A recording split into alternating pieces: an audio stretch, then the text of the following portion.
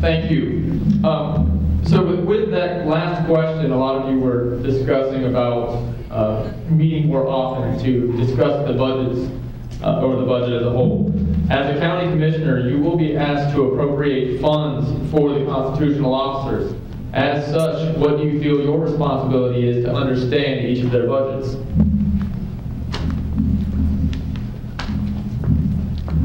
I think the commissioner's responsibility is to go and meet with each one of those constitutional officers and don't wait till budget time to do it. Start early. See if the need that they're asking for is really there, and if it is, support them. If it is not, then you have to work with them to decrease their budget in order to make the money go as far as we can, or it will.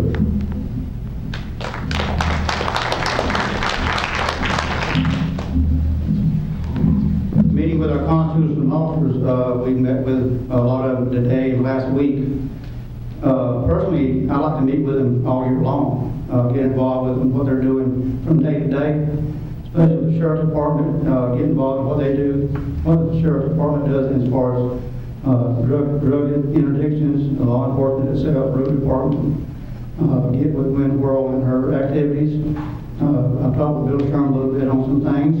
I mean, and just be with them. Sharon's got a lot of problems with her problems, but you need to talk to them all year long, not just at budget time. You need to be informed of what they want to do and how to get there. And they'll definitely tell you how to do it or how to get there anyhow and what their problems are. And we can work on trying to get there. But you need to be informed. So be informed. Talk to them daily or monthly, but don't wait till budget time.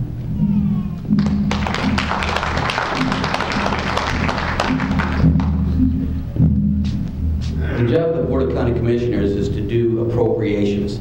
They don't go into other people's budgets. That each one of these constitutional officers are elected by the people that they represent. It's their responsibility to achieve and reach a certain goal that is set forth by the Board of County Commissioners. So they say, well, we have $92 million to work with. By apportionment, by percentages, you're going to get X number of dollars or X number of percentage. So it's the responsibility of those elected constitutional officers to arrive at a budget that is compatible with how much money the Board of County Commissioners has to work with. I think one of the worst things that you can do, and I've been an advocate against it, is micromanaging. Because what that does, it creates a chaotic situation, because you've got these other constitutional officers coming back and saying, you know, you're interfering in how I prepare my budget. So I think it would be helpful to understand at least a basic understanding of what all these budgets and how they exist, how they appropriate their funds, how the federal funds come in. That's important, but I think it's also very important to delineate between the Board of County Commissioners and each one of those elected officials, let them do their job, and then the Board of County Commissioners will appropriate the funds for that. Thank you.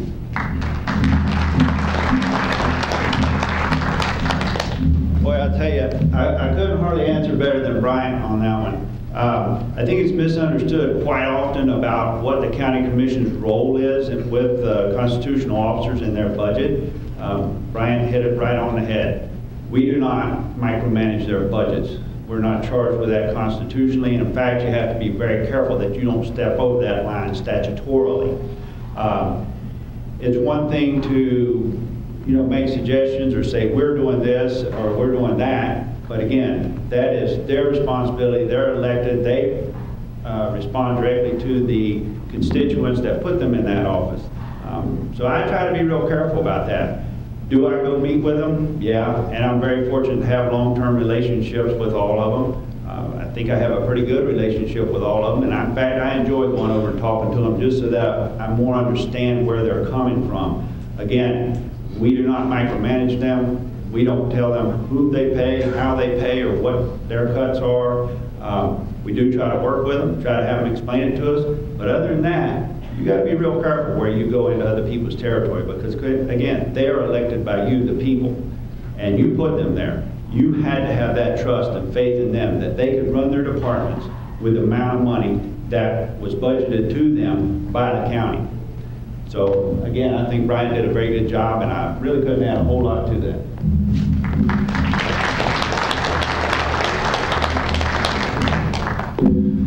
Well, I agree with Joey and Brian to a degree, but I also believe that if you were county commissioner, you need to have some type of understanding what the challenges are these folks go through.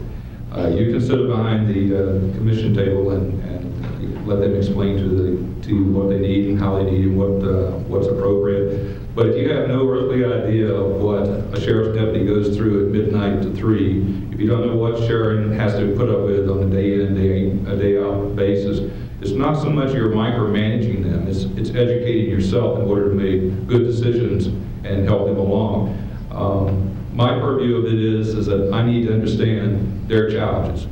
If I don't have the ability or the knowledge of what they have to go through, then it's very difficult for me to sit there and tell them that that budget's wrong. So I think it's a two-way street. They also understand what a commissioner goes through, and as Joey said, and Brian started with, we're not here to dictate their budget, but I do believe you need to understand what the challenges are that they experience on a day in and day out basis.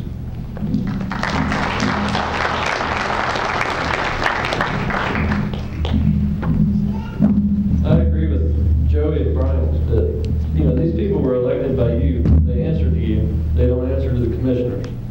You need to have an understanding of their budgets. If you need to make cuts or something, you can have a conversation with them, but, y'all are these people's bosses, not us.